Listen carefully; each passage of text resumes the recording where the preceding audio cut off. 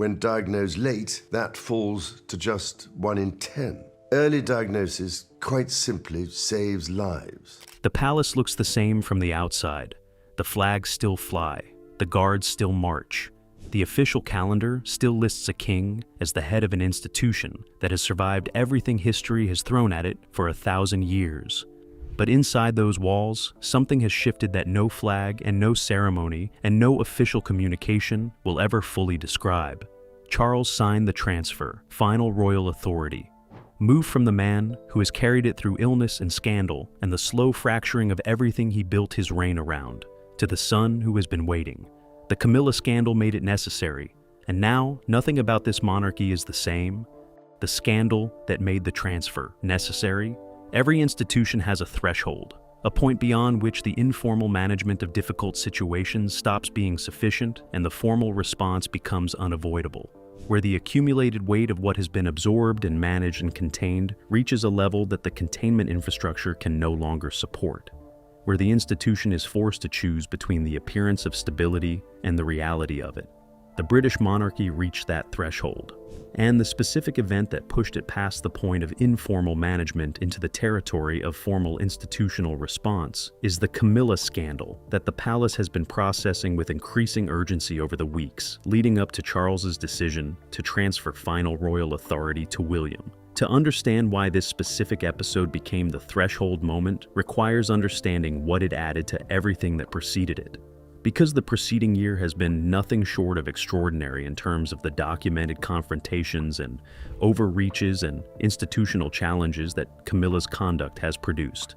The palace plan that Anne shut down, the demand that William refused, the exclusion from the key royal event, the Greenheath removal, the vault incident with Tom Parker Bowles, the tiara auction attempt. Each of these individually would have constituted a significant episode in the life of any other institution. Together, they represent a pattern of behavior whose accumulated institutional damage has been building toward exactly the kind of formal response that the transfer represents. But the scandal that finally triggered the transfer is different from the preceding episodes in a specific and crucial way. It has a public dimension that the previous episodes did not. Or rather, it has reached the public domain in a form and at a level of documented detail that the palace's management of the previous episodes successfully prevented from occurring. Sources familiar with the specific nature of the scandal describe it as involving a combination of the financial questions that have been circulating around Camilla's conduct and a new development in the tiara situation, whose full implications the palace apparently did not anticipate when it concluded that Anne's intervention had contained the story. Something in the chain of what the auction house's records show and what the collection governance investigation has apparently found has surfaced in a form that the palace cannot manage back into ambiguity through the usual mechanisms.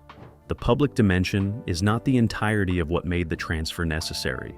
The institutional damage that the full picture of Camilla's year of overreaches has produced within the palace's own operational landscape is itself a significant driver of the decision. The atmosphere inside those walls, the loyalty landscape that Harry's back-channel negotiations inadvertently mapped, the formal and informal authority structures that have been shifting throughout the year in ways that William's sustained assertion of institutional boundaries has been directing. All of this has produced an internal environment in which the continuation of Charles's full formal authority has become increasingly difficult to sustain as an operational reality. But the public dimension is what gave the transfer its urgency, what moved it from a question of eventually to a question of now. Because managing an internal institutional situation is one thing. Managing a situation that has reached the public domain in documented form is another. And the specific documented information that has emerged about the Camilla scandal is not something the palace's communications machinery can manage without the formal institutional clarity that a transfer of authority provides. When a sitting monarch is required to defend or explain or somehow account for conduct of this nature by his wife, the capacity of his formal position to remain intact and uncompromised by that requirement is directly tested.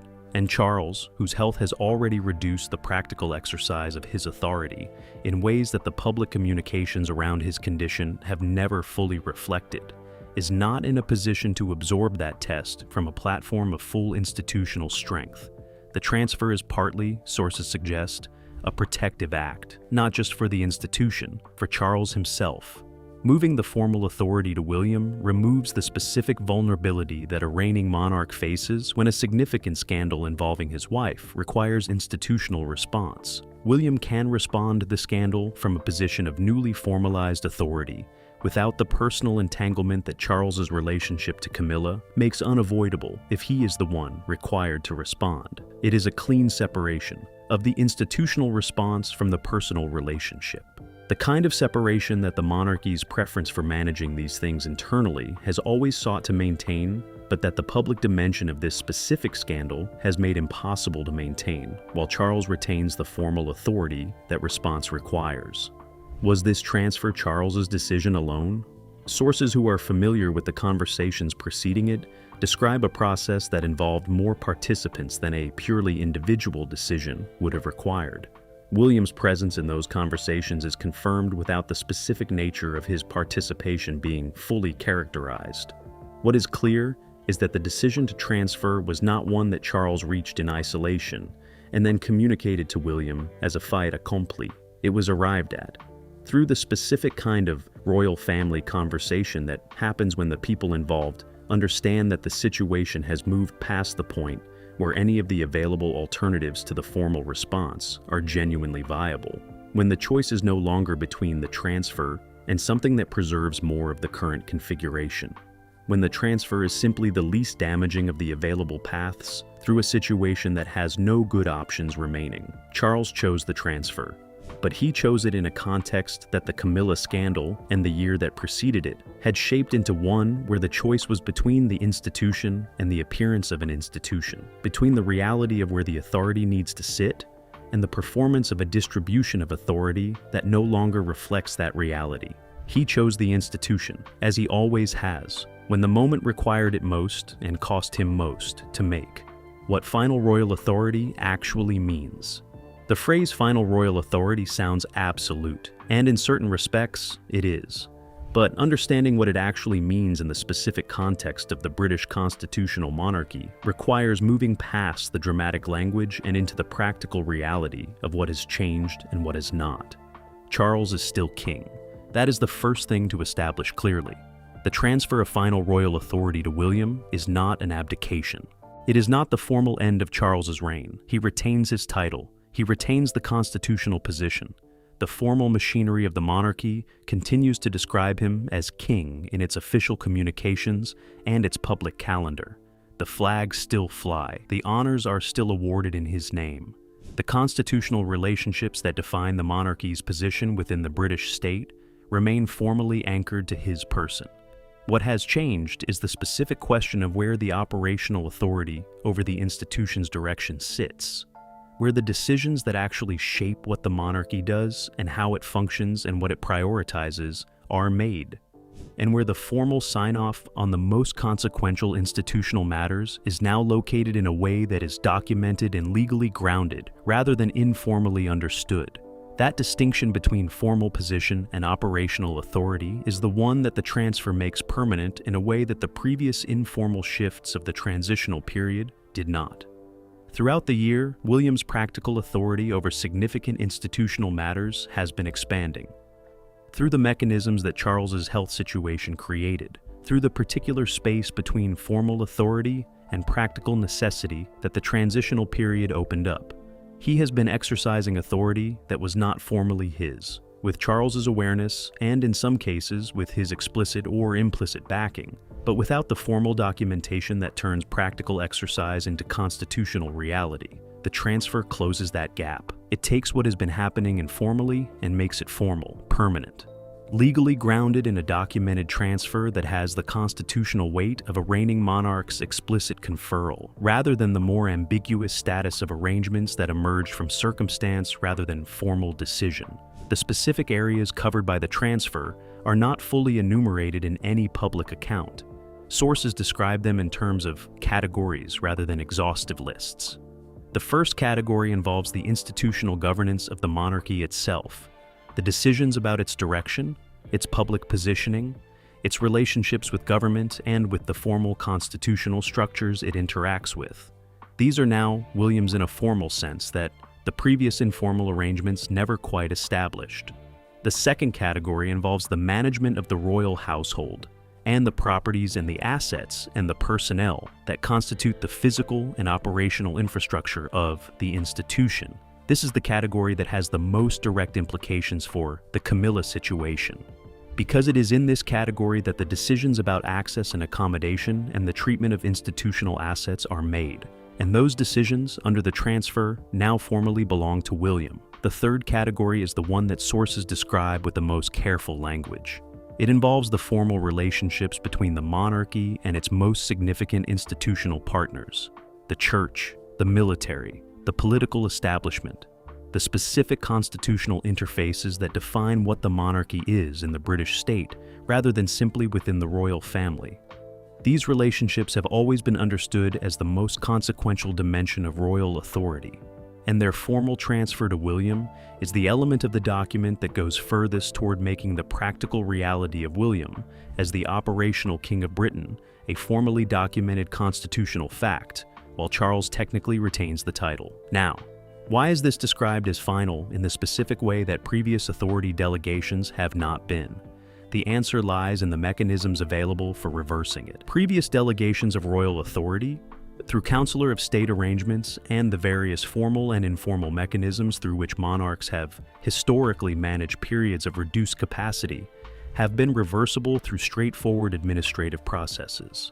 When the incapacity that prompted the delegation resolved, the authority returned to its original holder without the need for any significant formal process.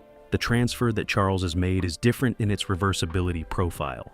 Undoing it would require a formal process of a complexity and a visibility that would itself become a major constitutional and public story.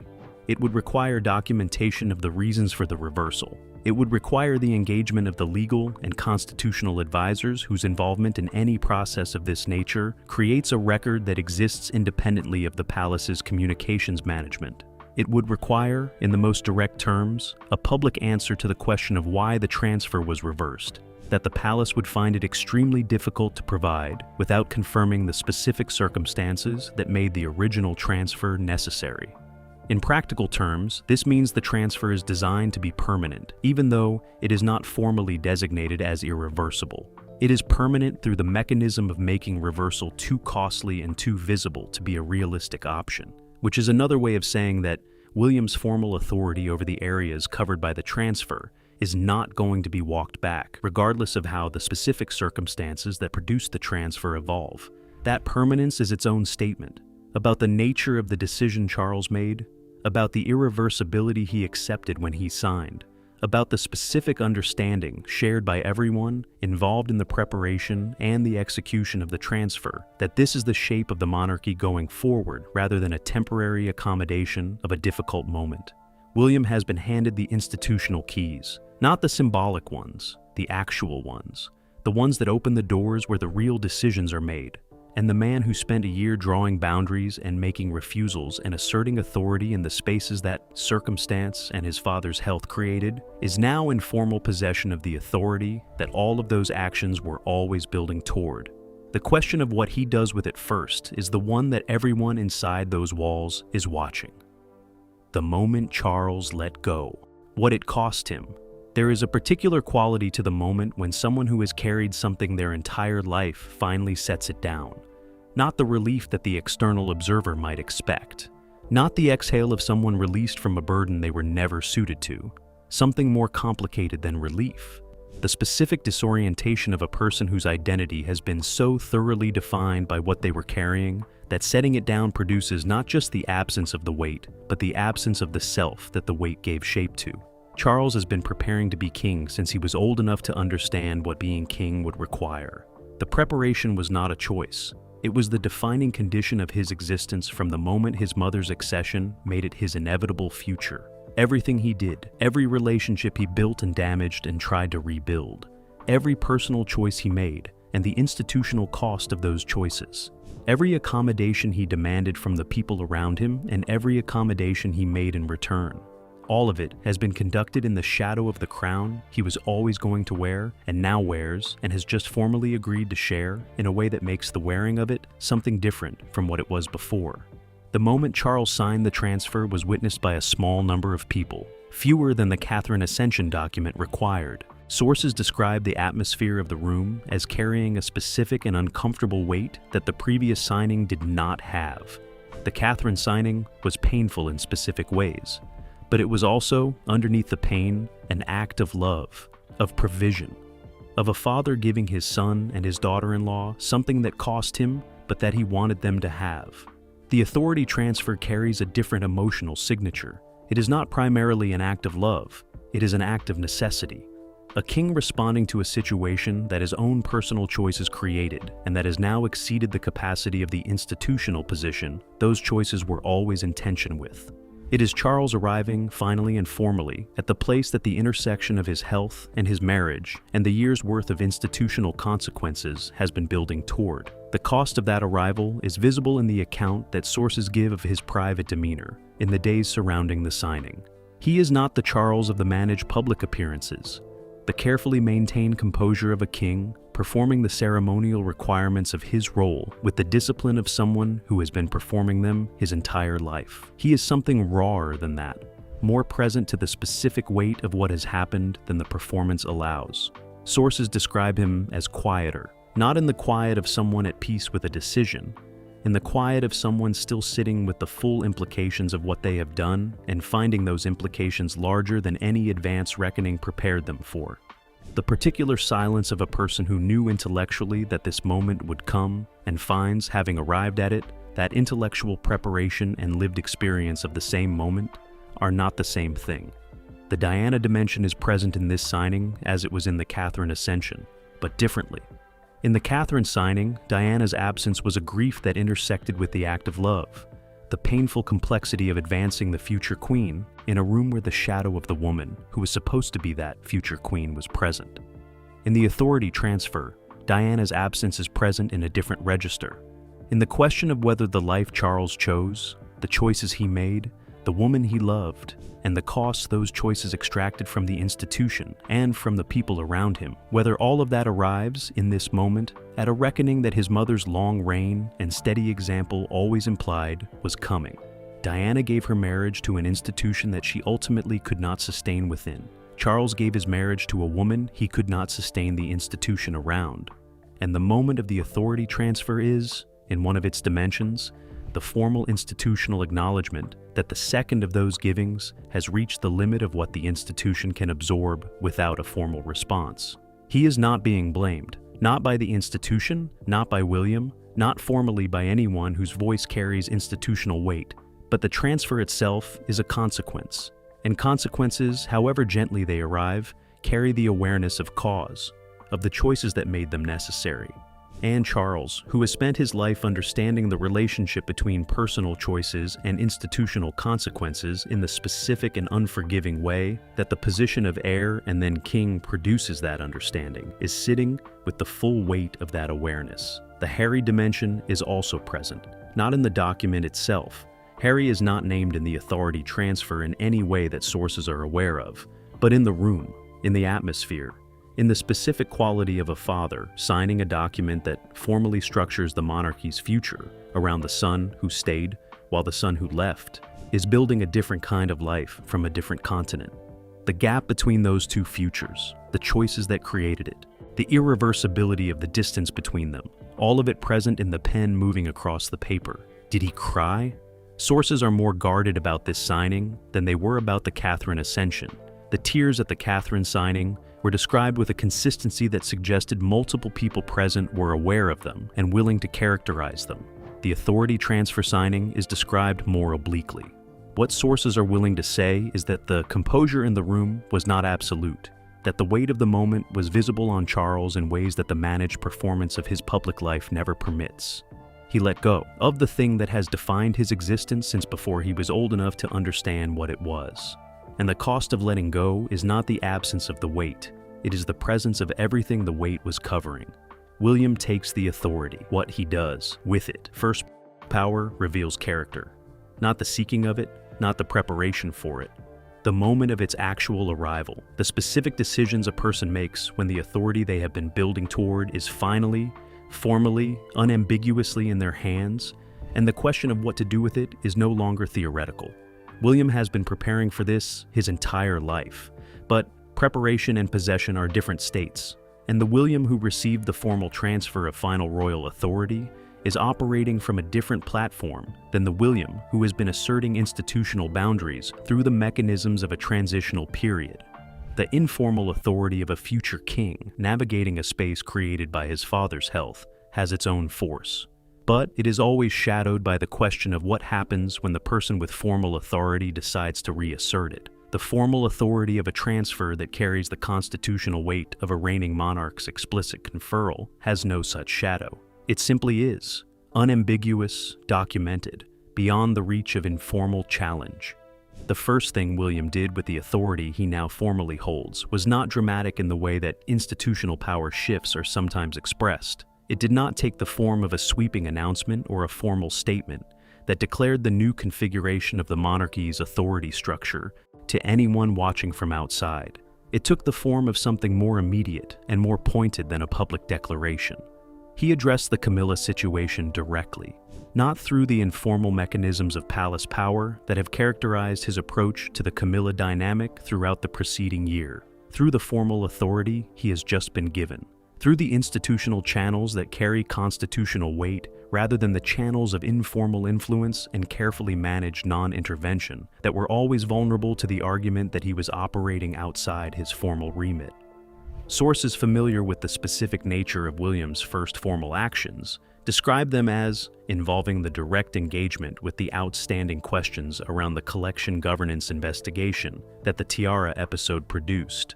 The specific findings that the investigation has apparently generated about the movement of items from institutional custody into personal possession during the period of Camilla's marriage to Charles. The formal authorization of next steps in that investigation that Charles's position, compromised by his personal relationship to the person at the center of it, was never fully able to provide. William provided it, within days of the authority transfer being completed, without the hesitation that the informal approach to these matters has always required, while the question of his formal standing to act remained open. That specific action tells you something precise about William's understanding of what the authority transfer represents and what it requires of him. He did not use his first formal act to make a statement about his vision for the monarchy's future or his priorities for the institution's direction.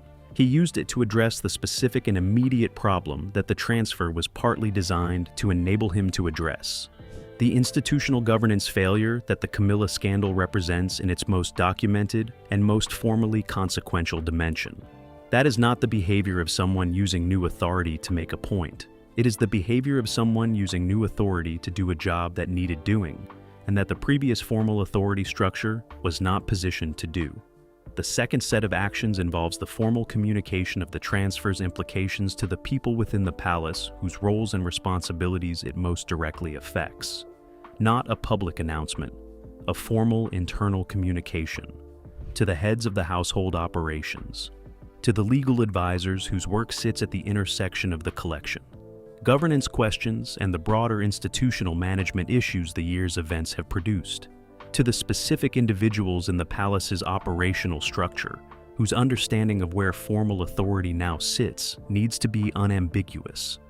Sources describe the reception of this communication within the palace as producing an atmosphere that is different from any of the previous signals William has sent through the informal channels of the preceding year. Because informal signals, however clear, always carry the theoretical possibility of deniability, of being characterized as misread or overinterpreted or taken out of context. Formal communications from a person holding formally transferred authority carry no such possibility. They are what they are. And the people who received William's formal communication about the authority transfer understood it as what it was. The transition has occurred, formally, permanently, and the institution is now operating under a different authority structure from the one that has governed it for the past several years.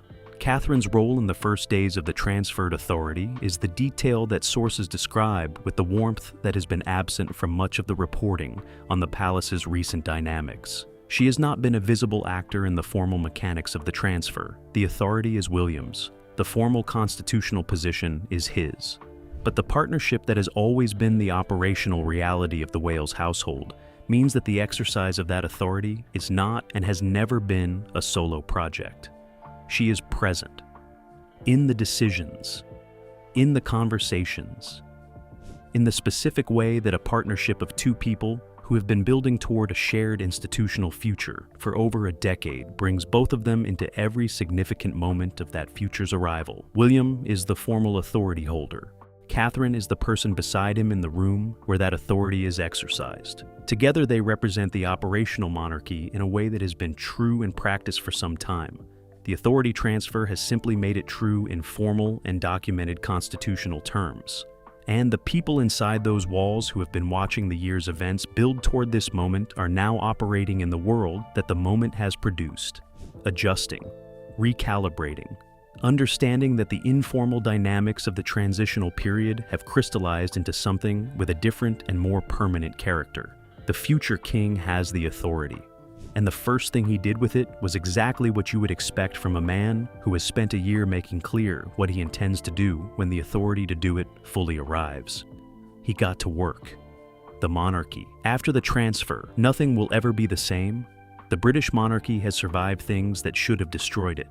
The abdication crisis of 1936, the public grief and institutional fury of 1997, the sustained commercial and reputational damage of the Sussex departure, and everything that followed it. Each of these moments produced the same prediction from the people watching from outside, that this time the institution would not recover, that the damage was too severe, or the fracture too deep, or the public confidence too eroded for anything that followed to restore what had been lost. Each time, the prediction was wrong. The institution absorbed, adjusted, found the version of itself that the moment required and presented it with enough conviction that the world eventually accepted it as the real thing. What has just happened is different from all of those moments. Not because the institution will not survive it. It will. The British monarchy has too deep a root system in the constitutional and cultural landscape of the country it represents to be felled by any single sequence of events, however significant. But because the specific nature of the change that the authority transfer represents is not about survival, it is about transformation, about the formal completion of a process that has been underway for the better part of a year, and that has now arrived at the point where what comes next is genuinely different in character from what preceded it. The monarchy after the transfer is William's monarchy in everything but the formal title.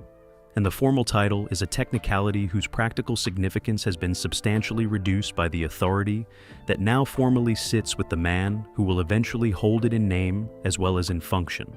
For Camilla, the implications of the transfer are the most stark and the most immediate of anyone affected by the changed configuration.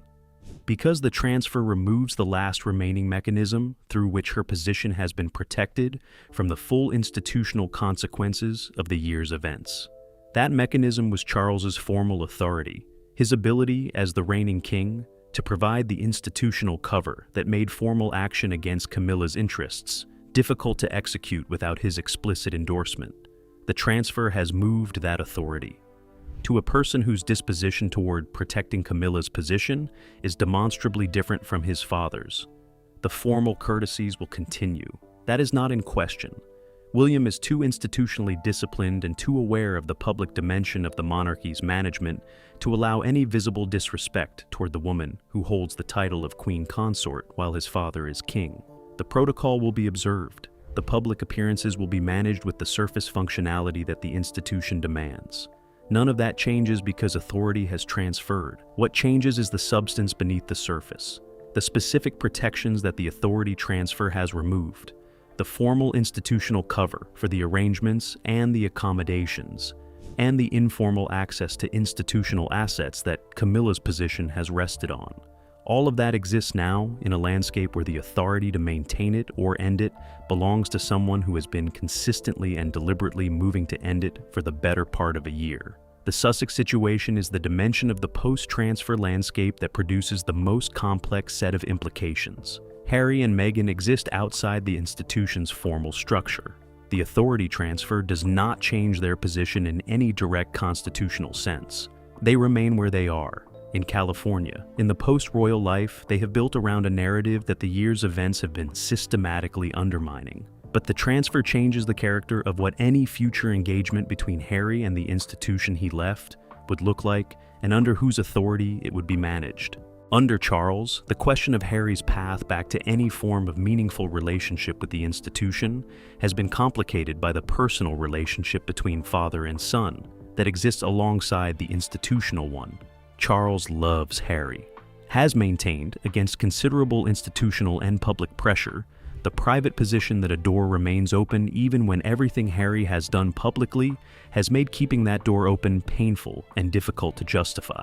Under William's formal authority, the question of Harry's potential return is governed by different considerations. The brotherly relationship has been damaged to the point that sources describe as beyond repair in any near-term time frame. The secret negotiation episode and its discovery, the accumulated weight of the memoir and the documentary, and everything that has been said publicly.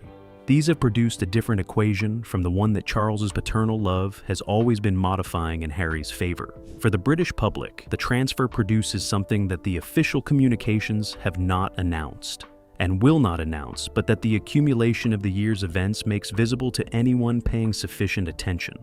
The monarchy they are watching is not the one they have been watching for the past several years. The configuration has changed. The authority has moved. The institution is being operated by a different set of hands, with a different set of priorities and a different understanding of what the monarchy is for and what it will and will not accommodate within its orbit. That is not a small thing. Monarchies do not change their operational character quickly. They do not transform in visible ways within the span of a single year without the application of the kind of sustained and deliberate force that William and Catherine and Anne have been applying from multiple directions simultaneously throughout this period. The transfer is the formal completion of a transformation that has been occurring in practice for months. The question of what the monarchy looks like in 5 years, in 10, in the reign that George will eventually lead, and that his parents have been building for him across the extraordinary sequence of this year's events. That question has a clearer answer now than it has had at any previous point. It looks like what William has been building.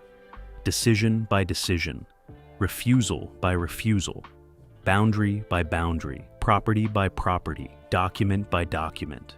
Through the sustained and deliberate and personally costly project of transforming the monarchy his father built around his personal choices into the monarchy his son will inherit. Charles gave William the final authority to complete that transformation, in a room where the cost of the giving was visible in ways that the performance of kingship normally prevents. The transfer has been made, the authority has moved, and the monarchy that exists on the other side of that movement is not the one that existed before the Camilla scandal made the transfer necessary. It is something new, built on the foundations of something very old, by a man who has understood, since he was old enough to understand anything, that the institution is not his to own. It is his to protect. And that is exactly what he is doing. Charles still wears the crown, the flags still fly, the official calendar still lists a king at the head of a 1,000-year institution. But inside those walls, in the rooms where the real decisions are made, the authority has moved. Finally, formally, irreversibly. A king who gave everything to an institution that asked everything of him has signed the final thing it required. Not at the natural end of his reign, in the middle of it, because the scandal his personal choices produced left him no other path. William has the authority now. The monarchy his children will inherit is already being built. You are watching history.